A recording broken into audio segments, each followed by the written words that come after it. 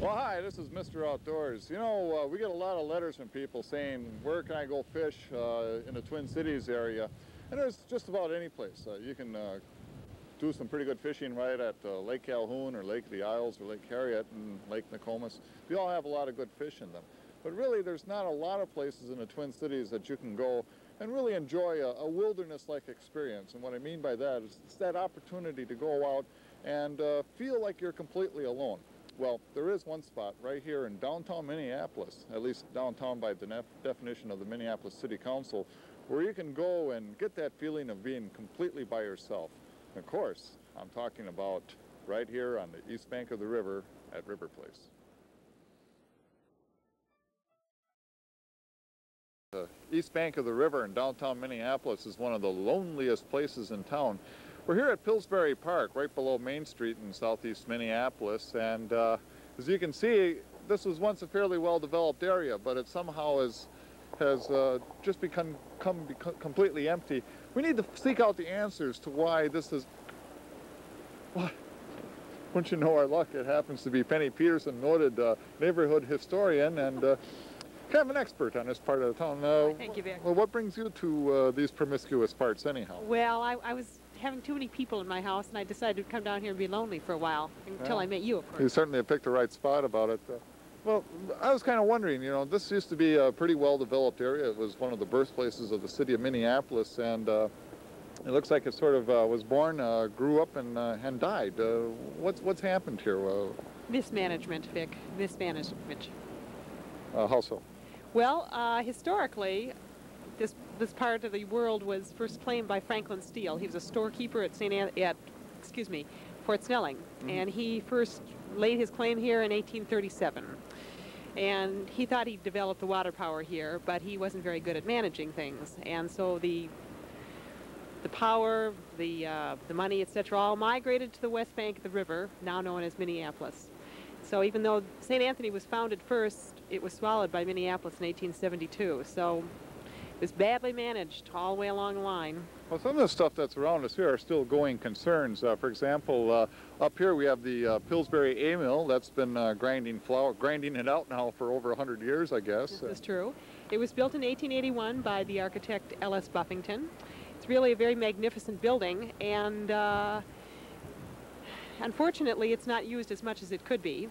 What are they using it for? Well, I think it's just being used for storage now. In its time, it was the largest flour mill in the entire world. We produced the most flour anywhere in the world.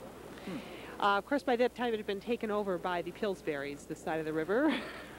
Franklin Steele was long gone by that time. Okay. But well, for a long time, it was a real...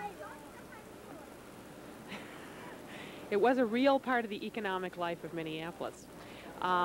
Retail doesn't seem to do very well over here, as we've seen, but furniture stores, the milling industry did very well on this side of the river. Well, Penny, what do you say we go over up the stairs here and see what other kinds of booming enterprises are going on this side of the river? I think that's a real good idea, Vic. Okay, let's go. Let's do it.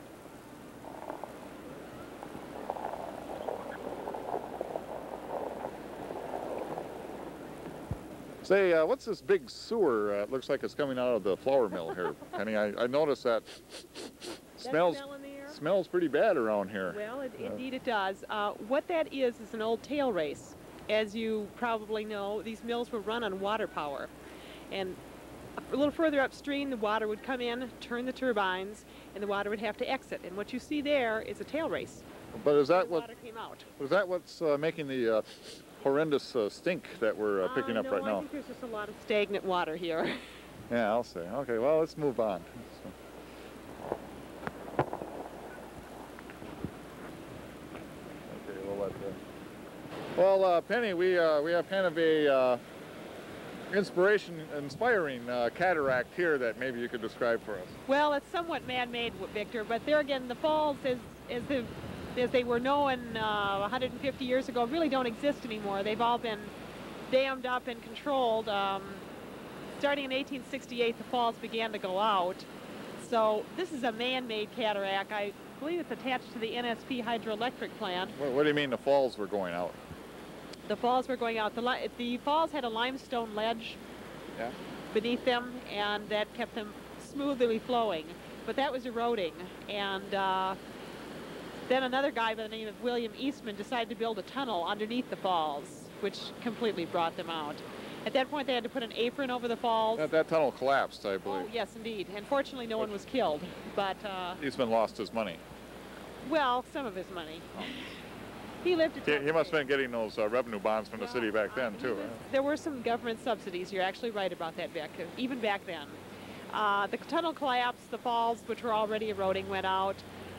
They started in earnest to dam up the falls and cover them over with an apron in order to preserve them, really. Well, I noticed that these falls look like they could use a little cleaning up. We got bits of metal and garbage falling out all over them. I guess that's some of the jetsam and flotsam of the Mississippi, though, and part of the naturalness of the river that we get a tourist throws out a paper cup in Brainerd and it ends up here.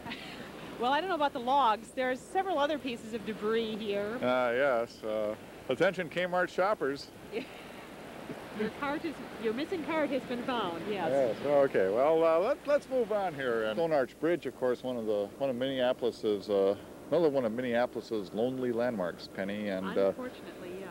And you know, it's been closed off for the last few years. I remember when the Burlington Northern used to run their trains by here. I used to live nearby, and they would come rumbling through in the night. And ever since they closed it off, it was open to the public for a couple of years. People used to walk across it. Now it's all chained and barricaded. I hear that one of the things that was being planned was used as a bridge for a possible light rail route. Do you know anything about that? That's right, Victor. It was proposed as that. I don't know if that's going anyplace right now. What the county is trying to do is turn it into a walkway. That's under discussion, and it's in the process right now. They want to know if they have to fence it off, this sort of thing. If you fence it, of course, it'll destroy the top of it. It's my favorite bridge in Minneapolis. It started in 1881. It was built by James J. Hill, the railroad magnate. With his own two hands, I understand. Well, maybe not with his own two hands. He had many hands helping him. He caused it to be built, more accurately. It's been called Minneapolis's reinterpretation of the Roman aqueduct. It's really quite beautiful. Our best bridge, in my opinion, and I really hope it is open to the public very soon. I understand that when this was built, it was considered a bit of an engineering sensation. Could you explain, tell our listener why that's the case? Well, actually, it was more than a sensation. They said it couldn't be done. You can't see it from here, but there's a curve in the bridge, and it's made out of stone. And the popular wisdom of the time said, you can't curve a stone bridge. It'll fall down. But the architect or the engineer, Charles Smith, who designed it, knew how to do it. And it stands to this day. It's well over 100 years old. Of course, they're afraid to drive trains over it, but... That's a detail, Beck. That's just a detail. Okay, well, let's move on. I got to say something else besides let's move. Well, we're up close to the Pillsbury A Mill here, and I was just admiring this limestone, Penny. It seems, looks a lot like the cliffs. You're right on that, Vic. This is the building was constructed of Platteville limestone. It's kind of a blue limestone, although not bright blue, as you can see. It's a native limestone. It's to this area. You can see the quarrying marks here.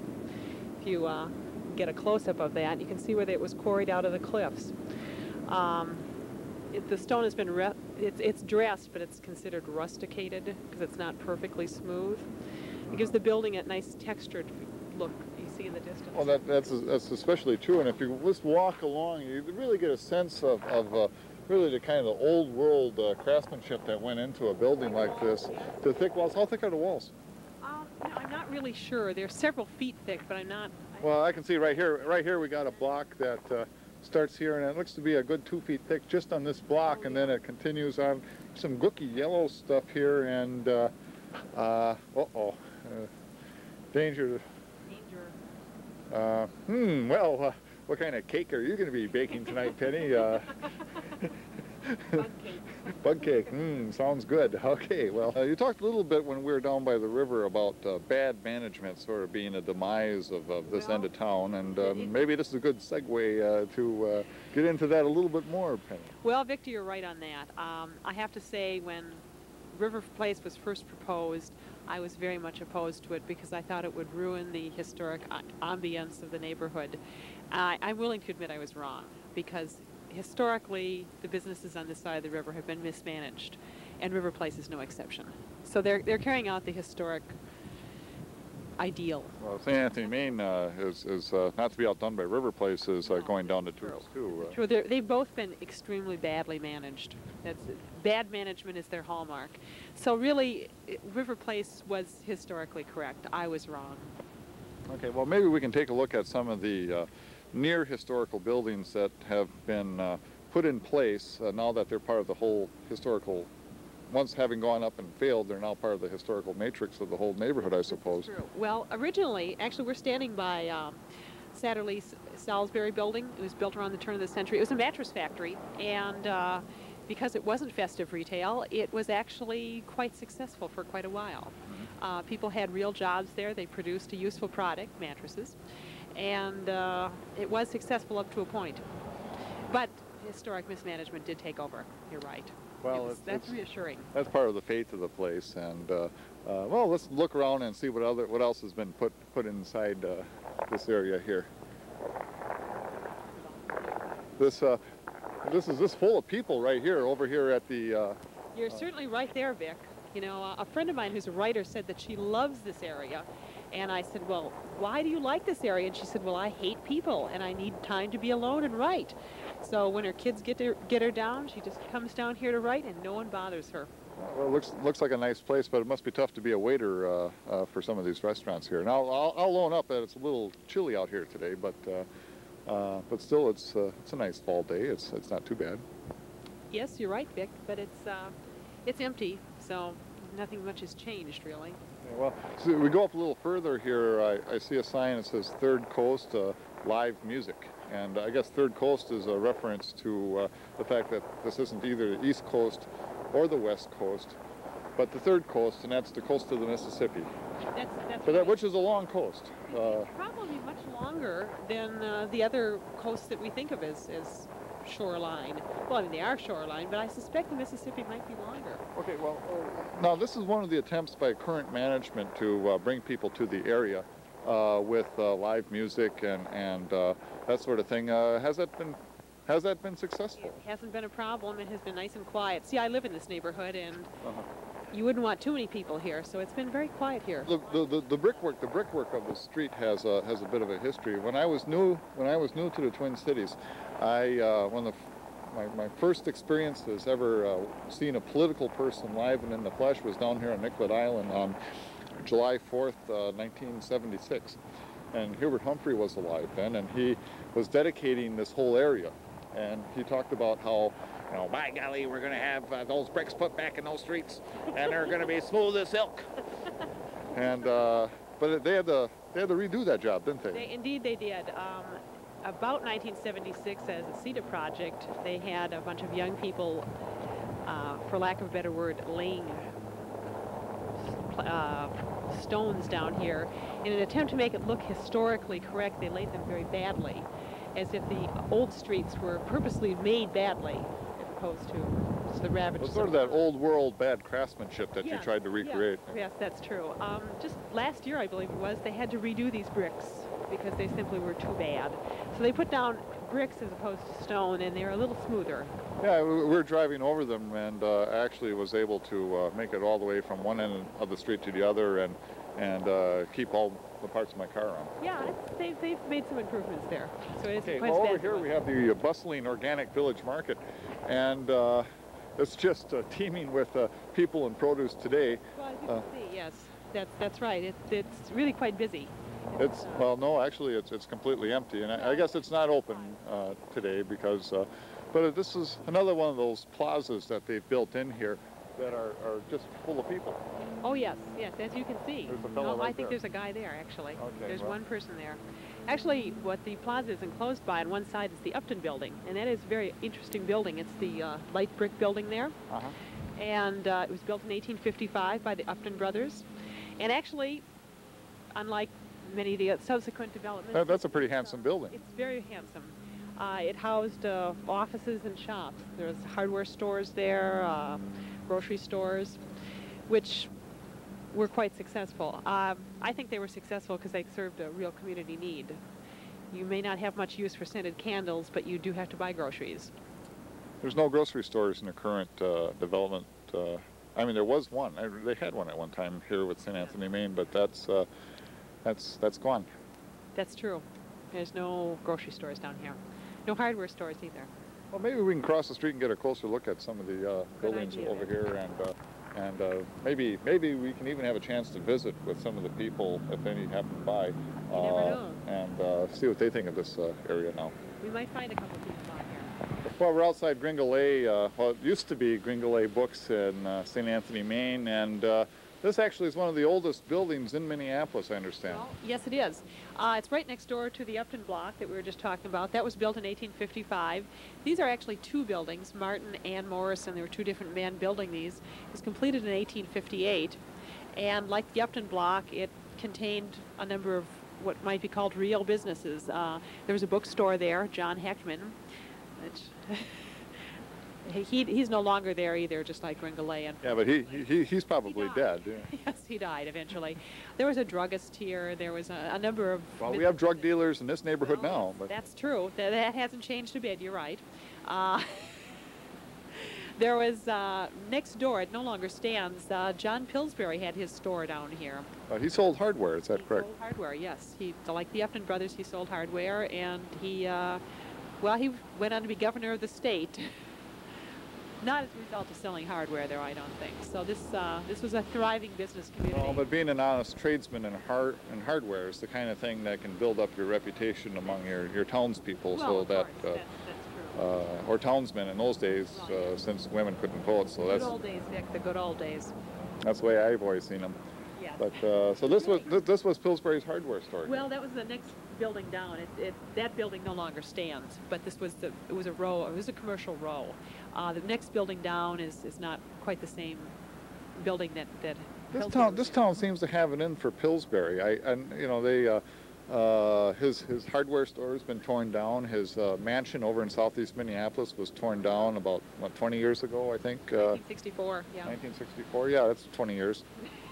It's the new math, Victor. It's the new math. We're taping this in 1984. Is kind of a retro thing, and but that was turned down, and some really lovely,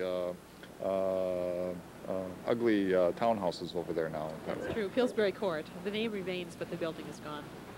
This is true, and then Grand Mint took over the company.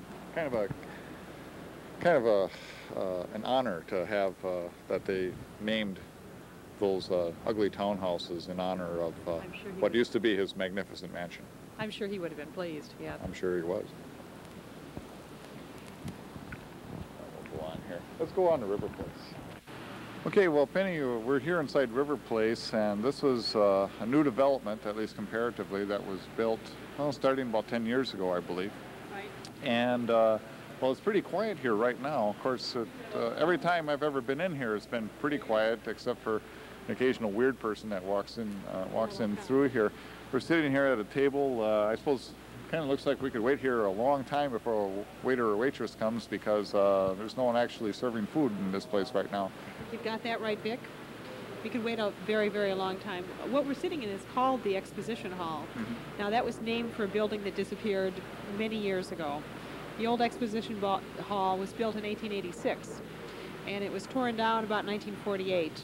It also was another victim of mismanagement. They overbuilt in anticipation of wonderful development on this side of the river, and after a few expositions, it ended up as a warehouse where clerks, I'm told, roller skated from area to area because it was so vast and empty. Yeah, well, one of the things I understand about the old Minneapolis Exposition Hall is that the Republican National Convention, I believe, of 1896 was held here. No, it would have been 1892. I think it was, I may be wrong on this, but I think it was Benjamin Harrison getting renominated, and he went on that election, I believe. That's true, Victor.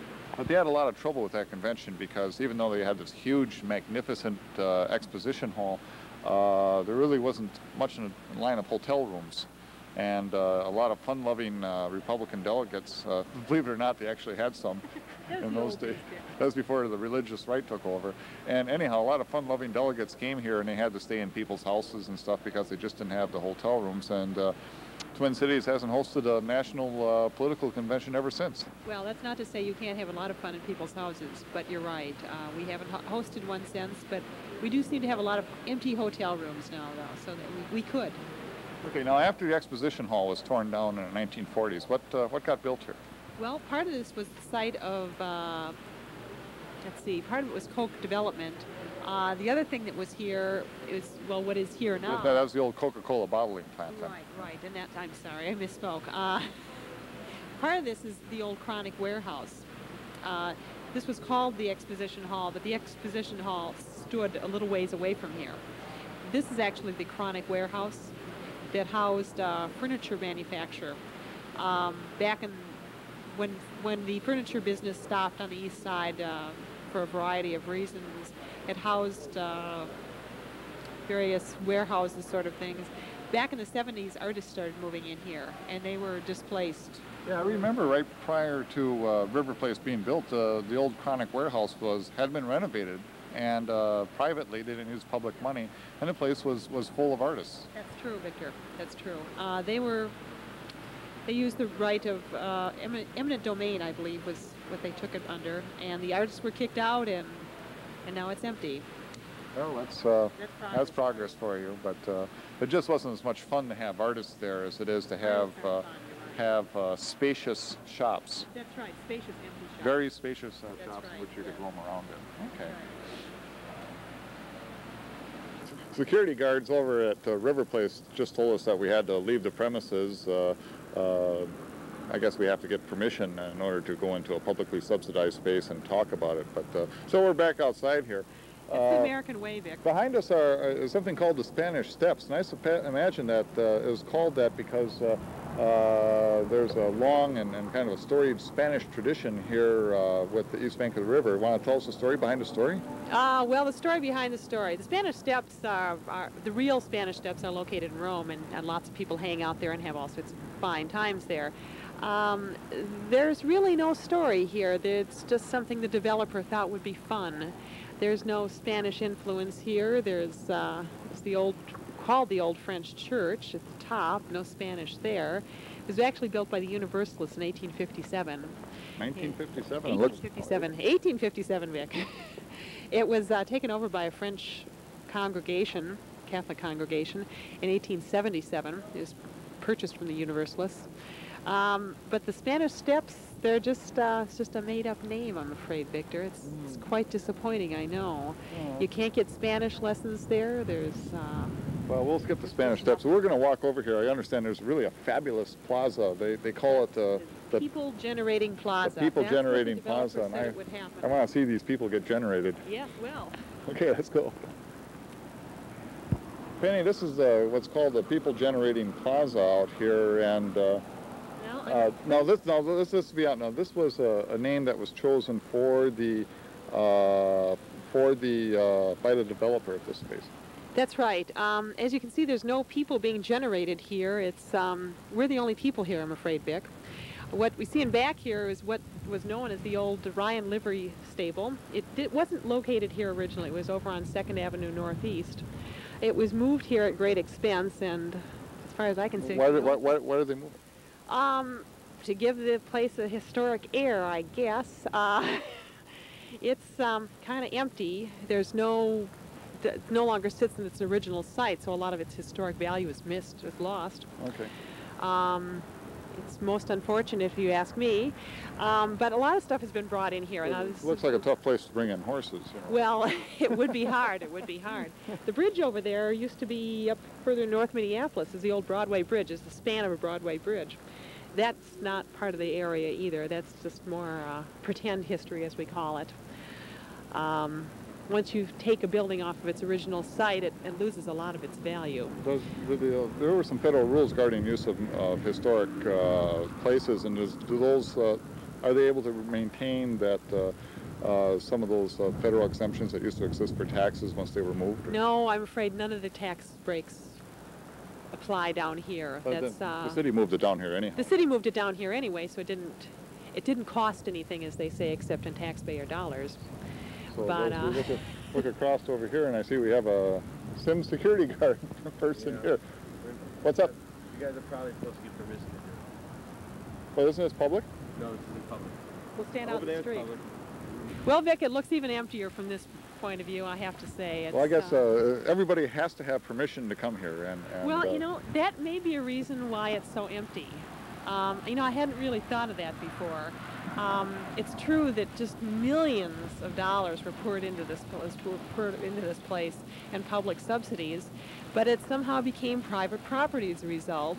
And, you know, a lot of people don't realize you have to have permission to come down here. And that could be why it's so empty.